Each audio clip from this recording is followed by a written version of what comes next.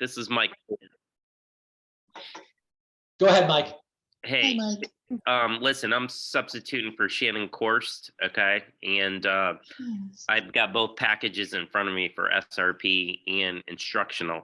But if you guys could just email me, I know Casey has my email and you guys have it at the office, whatever that additional page is, okay? And I'll make sure our members, well, of course, the whole bargaining unit, members and non-members are able to see it. Awesome. Okay, we definitely will, Mike. All right, Candy, are you able to handle that? Yes, yes, I can do that. Thank you. Thank you. You're welcome. Also, the other thing I wanted to mention, in that same email where we emailed out that additional page, we also emailed out a QR code. And those of you that are building reps, we're asking if you can just put that QR code, that sheet of paper on your bulletin board. The QR code is a simple, easy way for members to scan it, to then enter their contact information. And I know, again, we sent an email with that information. I just wanted to give kind of a friendly reminder to please put that on your bulletin board if you haven't done so already. What else? Oh, the other thing I wanted to mention that is not stated in the video, so I just wanted to mention this. When we go to do the voting, which is going to be coming up on the 21st, I predict, and maybe I'm wrong, but I predict that a lot of members of the bargaining unit are going to have questions about, why are we voting now? Why is this happening now, February 21st? It's a logical question because, as most of you know, the raises were negotiated months ago. And in fact, the raises have been in paychecks since the end of September. So I think it's very possible that you'll have a handful of people say, what are we doing? Why are we voting now? The reason is this, and I want you armed with this answer, with this information. The reason that we're voting now is this. We, the union and the district, prioritized raises this year. So we negotiated the raises first this particular year, which was good. And then we got them in paychecks. We then continue to negotiate some of the other stuff, things that we negotiate every year, various MOUs, memorandums of understanding. So we continue to engage in those negotiations, and we didn't reach our final agreement until now. And that's why it's appropriate for us to do ratification now. We actually signed an MOU that authorized the district to go ahead and pay those raises early so that nobody would have to wait for the money. That's why people were able to get that money. I believe September 30th, if I remember correctly, was the first date that had the raise in it. That's why we were able to do that, because we did in fact sign an MOU that allowed the district to pay those raises early. So just wanted to get that out there. What I would like to do now is share a video with you. I'm going to try to share my screen. I'm going to share a video with you that walks you through some of the ratification process. And then immediately after the video, Candy and I will be available to answer questions. I'm not going to stop the video while it's going. So if you have questions during the video, go ahead and just write those down so that you're ready to answer those or ask those questions at the end of the video. So let's see if I can successfully share my screen. All right, you guys see something new on your screen? Okay, I'm doing good so far.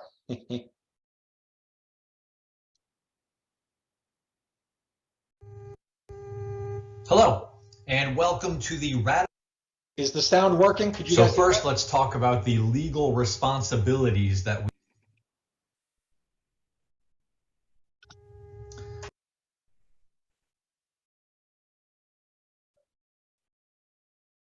I don't know why it stopped. So first, let's talk about the legal responsibilities that we have. The union negotiates the contract for all members of the bargaining unit. Florida statute requires that all bargaining unit members have the opportunity to vote on the contract regardless of union membership. So when we go to do the ratification vote, both members and potential members have the opportunity to take part in that vote. What you see on your screen now are prior steps that have already taken place as part of the ratification process. Back on January 31st, the USEP Executive Board voted on ratification. Later that same day, again, January 31st, the USEP Rep Council voted on the ratification. Their vote was to send the ratification to the general body for a ratification vote. And that's the vote that you're going to be handling at your work site. After January 31st, the ratification materials were put together and sent to each work site. By now, you should have received those. The idea is for the actual contract language and for the summaries to be posted on the USEP bulletin board at your work site. In addition to that, those materials have already been posted on our website at useponline.org. So I mentioned that you're going to be receiving a ratification packet through the courier. This is a list of some of the items that you're going to find within that packet. It's going to include a notice to post announcing the site of ratification voting. It's going to have a sign-in list of teacher or SRP at your work site. There's actually going to be 2 packets sent to most work sites, one SRP packet and one instructional packet. Again, that list will include people that are part of the bargaining unit, whether they're USEP members or not. They'll be included on that list if they're members of the bargaining unit. You'll also have ballots in your packet. You're going to want to verify that you do have the correct number of ballots for all eligible teachers and SRP at your work site. If you don't have the right number, reach out to USEP so we can provide additional ballots. You'll also have in that packet a return ballot envelope as well as a vote verification form.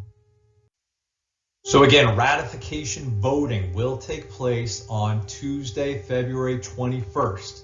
So what you're going to want to do now, today maybe, is get with your worksite supervisor and put together the notice of contract ratification voting notice. You want to get that form up at the USEP bulletin board, at the sign-in area, places where people are going to see it so they're aware of when and where the vote is going to take place. When should it take place? Well, that's going to depend on what works for you at your individual work site. For transportation employees, it might be logical to do that in between the morning and the afternoon run. At the schools, you might choose to do it before school and after school, or maybe during lunches.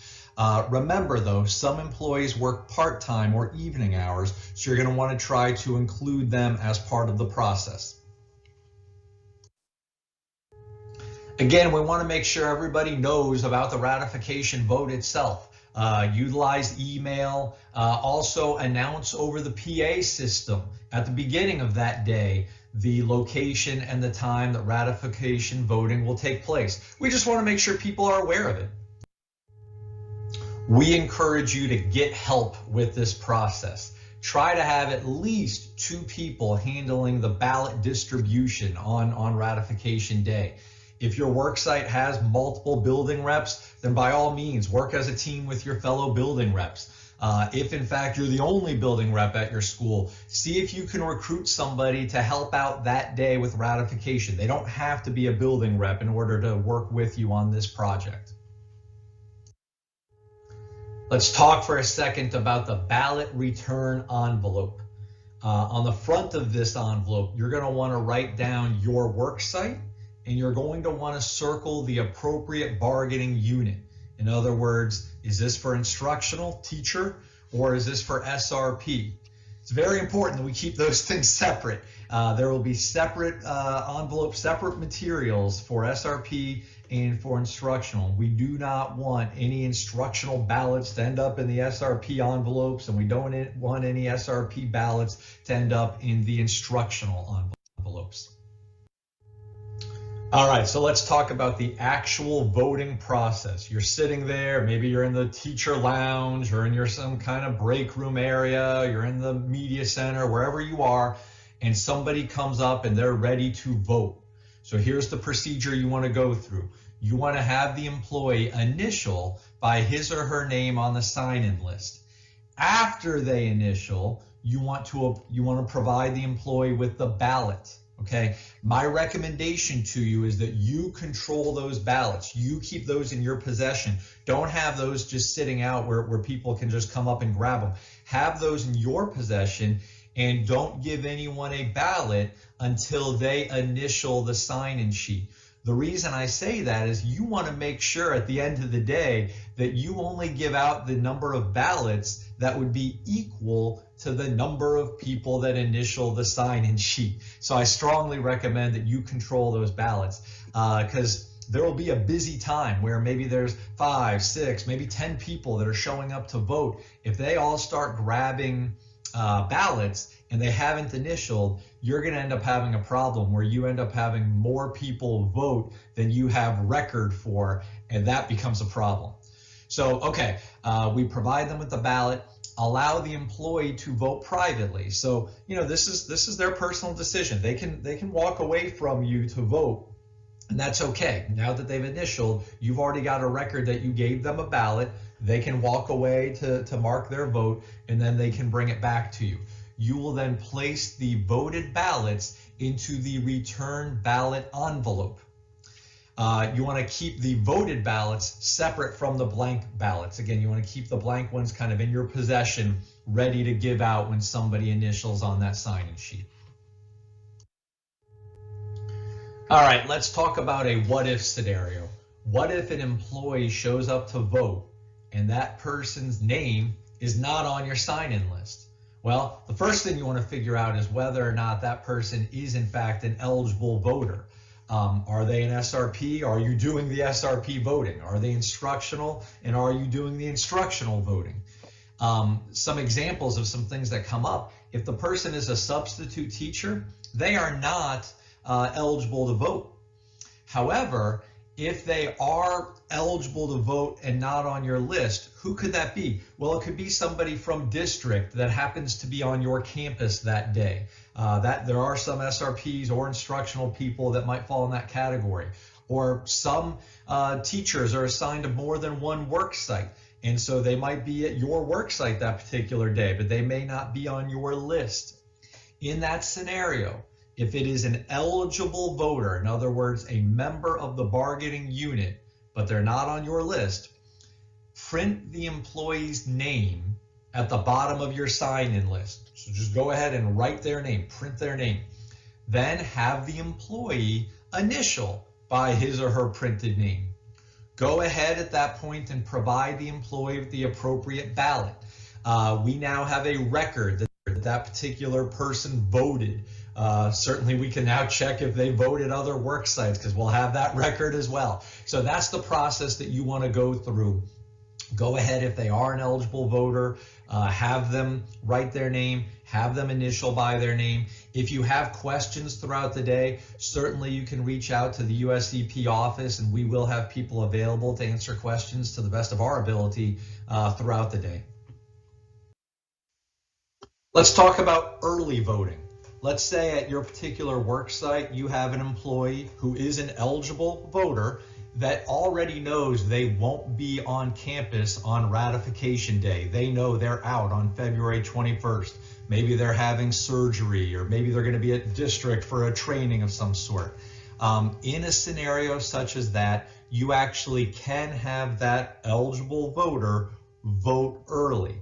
The process is the same as day of voting. You would still have them in.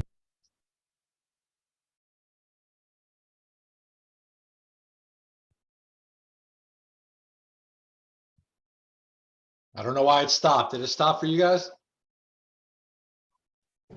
Yes, it did. It's working now, though, I think. Is it? Is it? No. Initial the sign-in sheet, you would Mine's give them the frozen. ballot, Yeah. they would vote, and they would stick that ballot into the envelope. Now it's gone. So there is a process to do that. All right, let's talk about the end of this process. It's the end of the day, all the voting is over. What needs to happen now? Well, what you're going to want to do is you're going to want to staple together any unused ballots. You're probably going to have some extra ballots. Go ahead and just staple those together, and you're going to put those in the envelope. You're going to want to tally the completed votes. and you're going to write those results on the enclosed vote verification form. Okay, so you're just going to write the results on there. You'll also attach any questionable ballots requiring review by the election committee to the vote verification form. So let's go ahead and take a look at this vote verification form. It's relatively straightforward. At the top where it says worksite, you're simply going to write in the name of your worksite. Below that, you're going to write in the total number of people who voted, the total number of employees who initialed that sign-in sheet. This will include those people that you had to handwrite and then they initialed. Anybody that initialed will be included in that total number. Below that, you'll write the total number of yes votes, the total number of no votes, and the total number of questionable votes. And I guess that would include those people that you had to handwrite. That would be the number that you would put in there. Below that, you're going to write in your name, and you're going to sign your name as the building rep that filled out that particular form.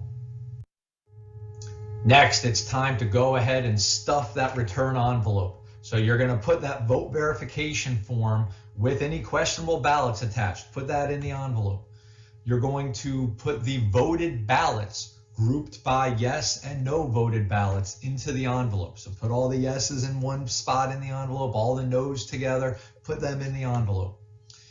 Put the sign-in list in the envelope. Put any unused ballots that you have banded or stapled together. Put that in the envelope. It's all going in there. It's all going in. On that envelope, you've got a checklist. So this is a great opportunity for you to double check everything.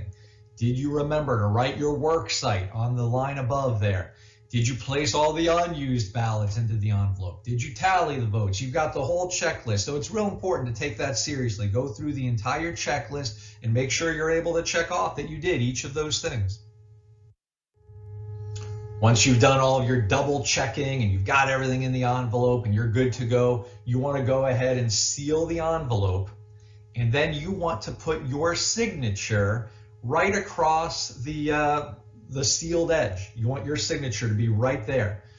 You may also staple the flap closed, but I want to be really clear about this. Use one staple. One staple. We sometimes have people that will literally use like 20 staples all across the top, and I think they're trying to be helpful and they're trying to be extra secure. Please don't do that. Use one staple across the top. You don't need to use 20 different staples. Once you're completely done with the voting, the next step is to send all of the voting materials to our office through the courier. Now, I want to give you some very clear and direct instructions here. Please do not place the return ballot envelope in the normal courier envelopes that you have at the work site. Go ahead and just use the envelope, the white envelope that we've provided for you. You're going to want to place that envelope right there in the courier bag at the end of the day of voting on Tuesday, February 21st. Go ahead and do that at the end of the day that day. The couriers are going to do a special pickup to make sure that they get all of those materials to us. They're going to be looking for those white envelopes. So please make sure you do put those in the courier bag the end of the day on the 21st.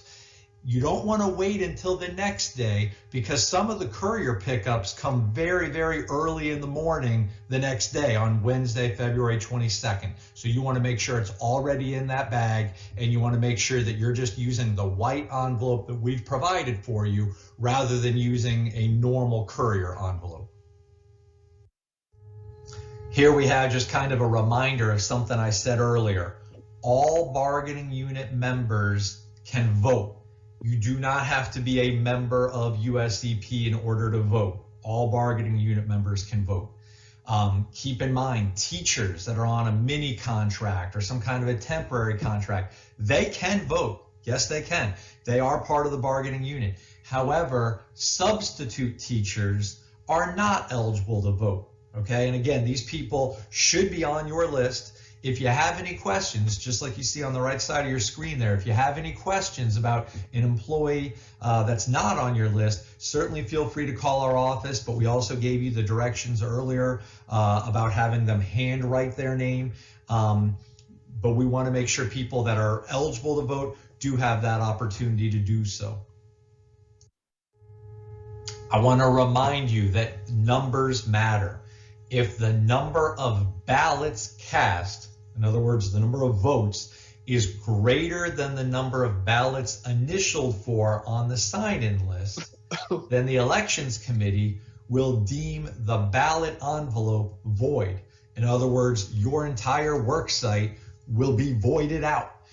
So what does that mean? It means that, and I said this earlier, you want to be in control of the ballots. You don't want people to be able to just pick them up without you even noticing. You want to be in control of the ballots. Don't give anyone a ballot until they initial the sign-in sheet.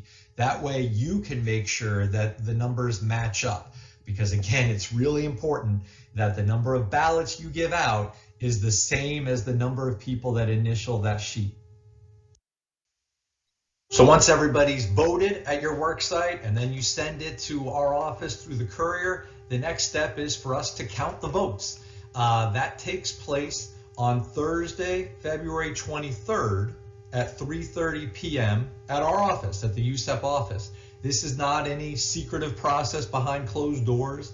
In fact, all interested employees are invited to come and attend. If they want to watch the process, if they want to watch the votes being counted, people are welcome to do so. So this slide kind of says it all. Success depends on you. We absolutely cannot run the ratification process without your help at the worksite. So listen, I appreciate you taking the time today to watch this video. Your next step is probably to reach out to your supervisor or your administrator to schedule the actual time and location for the voting coming up. And after that, conducting the actual ratification. We can't say enough how much we appreciate the time and effort that you put into this. If you have any questions at all, please reach out to your business rep or call our office. Or ask right now. Thank you guys for sitting through that video with that annoying guy that had all kinds of stuff to say, and he kept changing shirts every other slide. I don't know what's up with that, but thank you guys for sitting through the video. Candy, after watching the video and before we take questions, is there anything you want to add? Actually, I think you covered it all, Jeff. The most important thing I could stress, as well as you stressed this too, is if you have any questions, you're not sure if they are eligible to vote, or if you can call us, we'll look them up. We're here for you. So I appreciate you all doing this, and yeah, we can make it happen.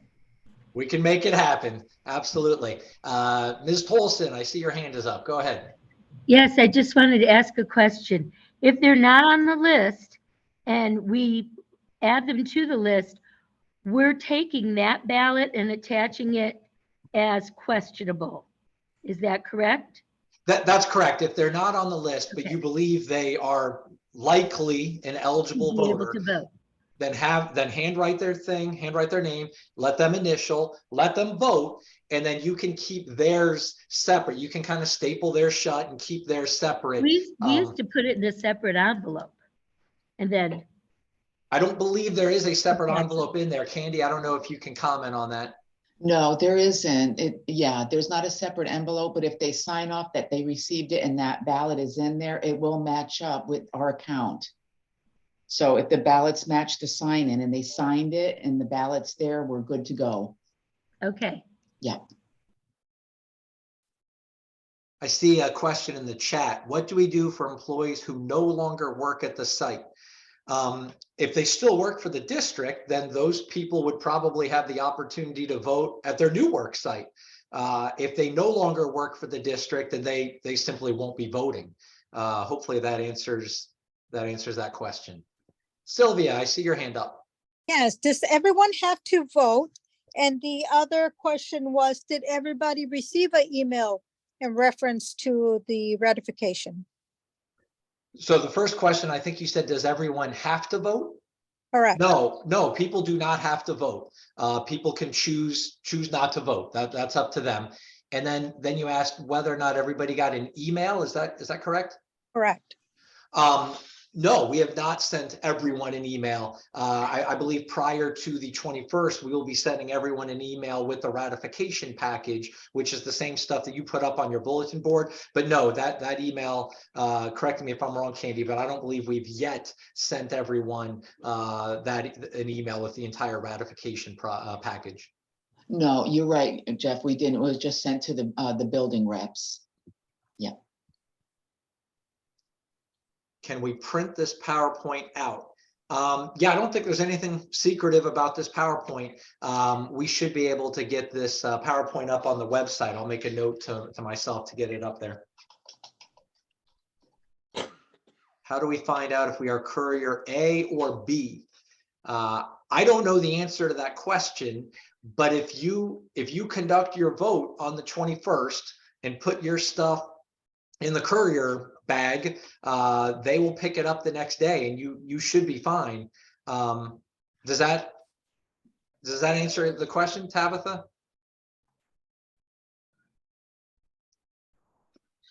Yes. Okay. New employee. Okay, Candy answered that one. Ed, I see your hand up. Go ahead.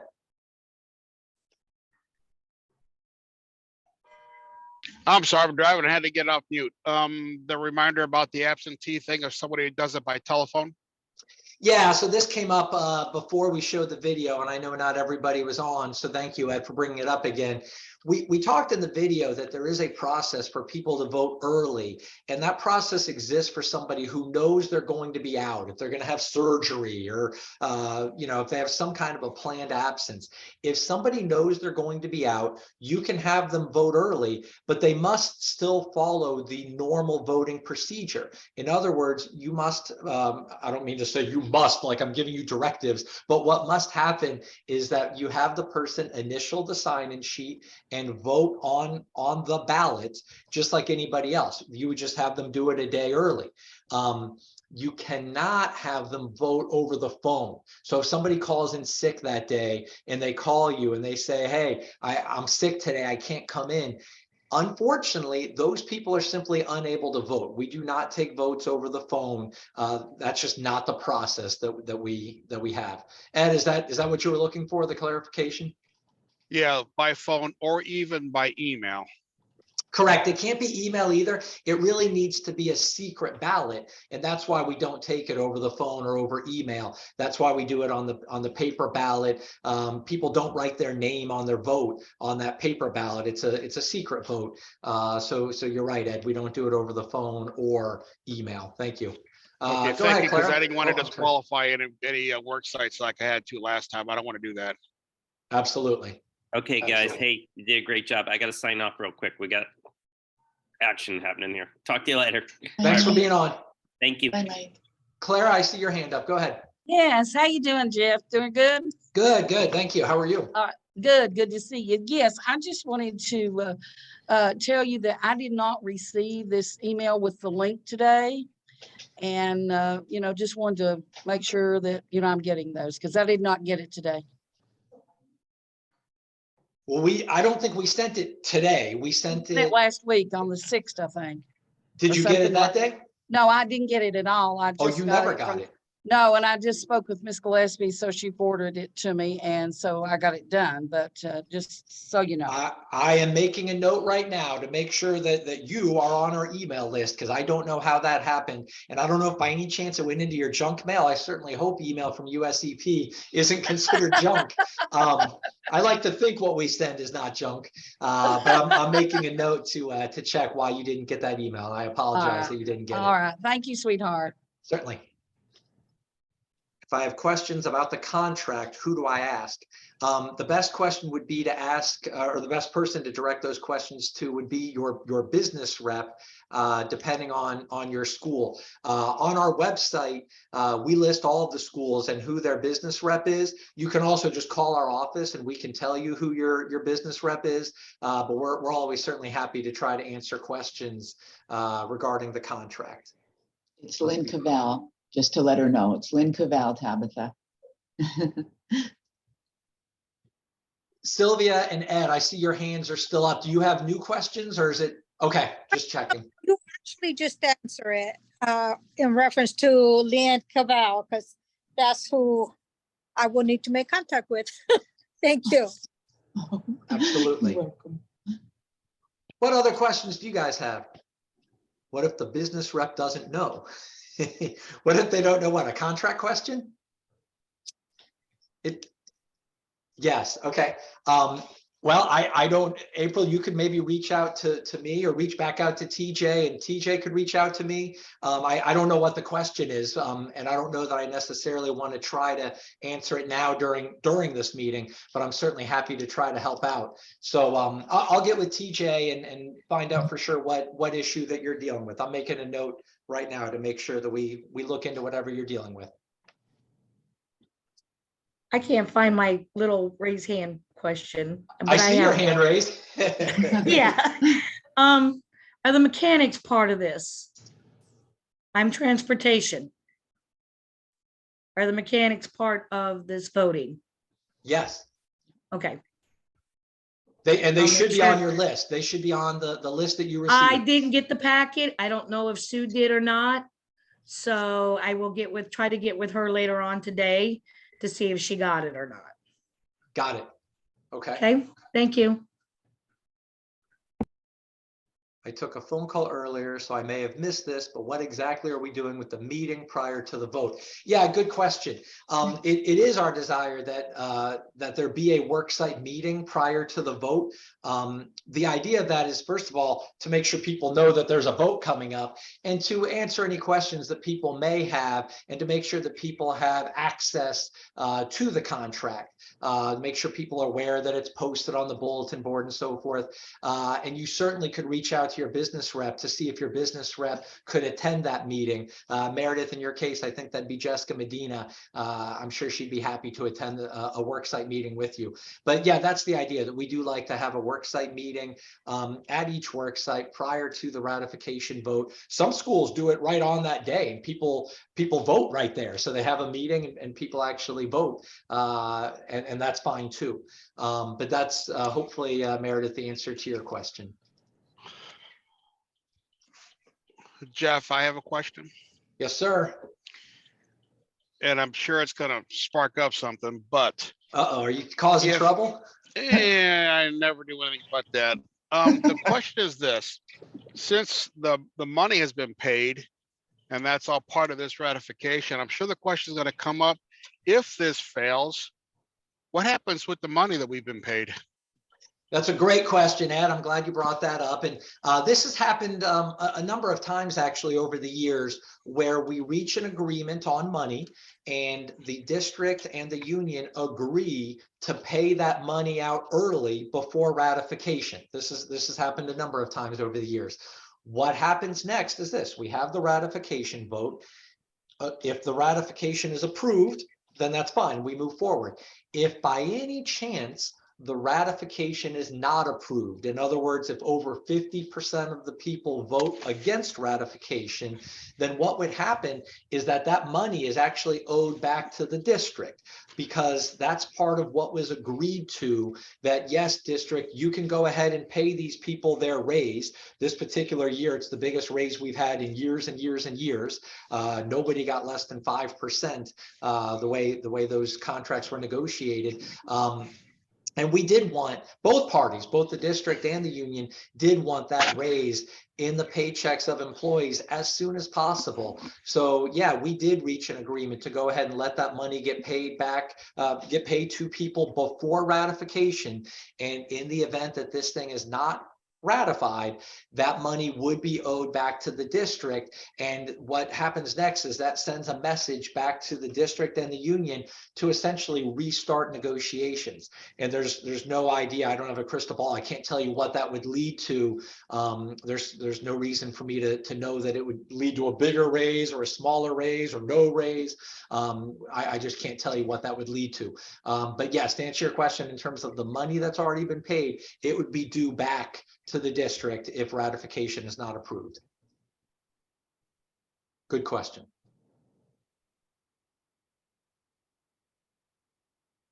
What other questions do you guys have? And by the way, you're free to go if you don't have any questions. I'm not trying to hold you on here. I do want to make myself available to answer questions. Go ahead, BJ. I thought that it was a mandatory that district had to pay us at least a minimum of $15 an hour anyway.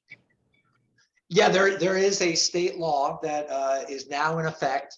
What our district did is actually started doing the $15 an hour thing early. They did it retroactive, but there was a state law that the $15 an hour thing did become law. You are correct about that. Okay. So it would start from when it actually had, if it were to be paid back, it would have to start from when they actually, before when they had to pay us. The date that they had to start the 15, at least minimum of $15 an hour. Yeah, That payback would be before that. What actually happens, just to be very clear, there would be no raises initially, because it would then be sent back to the union and the district to start over the negotiation process. But certainly, to your point, both the union and the district would have an interest in following the law. And the law said that a $15 an hour minimum would take place by that date. I don't know if that answers your question, but I'm trying to answer your question to the best of my ability. Well, I'm saying from when you guys had to pay, when it had to be paid the 15, it would be back to that date that you did start paying us until that date that you had to pay us 15 plus above and beyond that. Correct, because most people didn't stop right at 15. There Right. were raises above and beyond that. And the agreements that were being voted on actually had that raise go back to the beginning of the school year. Right. So I just wanted to make sure that, so when people ask me that question, Yep, I no, can explain that question. Connie. Absolutely. All right, thank you. Jeff, a question about that on my part. Go ahead, I'm listening. I thought that it was by state law was done in increments, and that they didn't actually reach the $15 threshold until 2025, or am I wrong on that? That was the original. This thing has gone back and forth in Tallahassee for a couple of years, but it is in fact 15 now. Okay, all right. Good question, because that was the original intention of Tallahassee, and then they kind of changed some things in the most recent session. Was that clear on that? Thank you. Thank you. Again, I have nothing further, but I am happy to answer questions. I will also share with you that if by any chance you somehow misplaced any of the ratification materials that were sent to you, they are on our website at useponline.org. The materials are there, or you can certainly reach out to our office. You could talk to Candy, you could talk to me, you could talk to your business rep. We're certainly happy to help and support in any way possible. So got here late, is the video or whatever at the beginning available to watch later? Yes, it's not on the website yet, but we will be putting that on the website. We are recording this. Everything I'm saying right now is being recorded, and we will be putting this on the website. Oh, and Candy just answered in the chat. Thanks, Jeff. You probably typed that faster than I said it.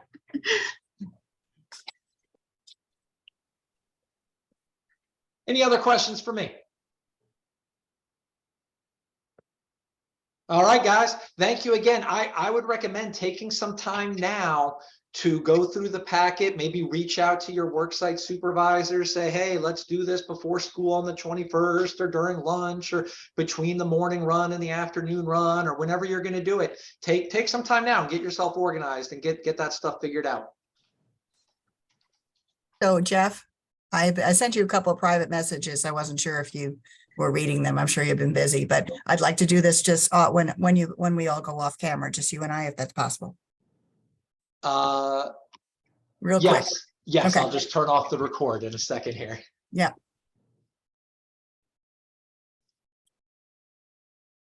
All right, guys, thanks for being on. Thank you. Are we done now, Jeff? We are done. Yep. I'm going to Okay. stay on. Pat has a question. I'm going to stop recording. Thank you.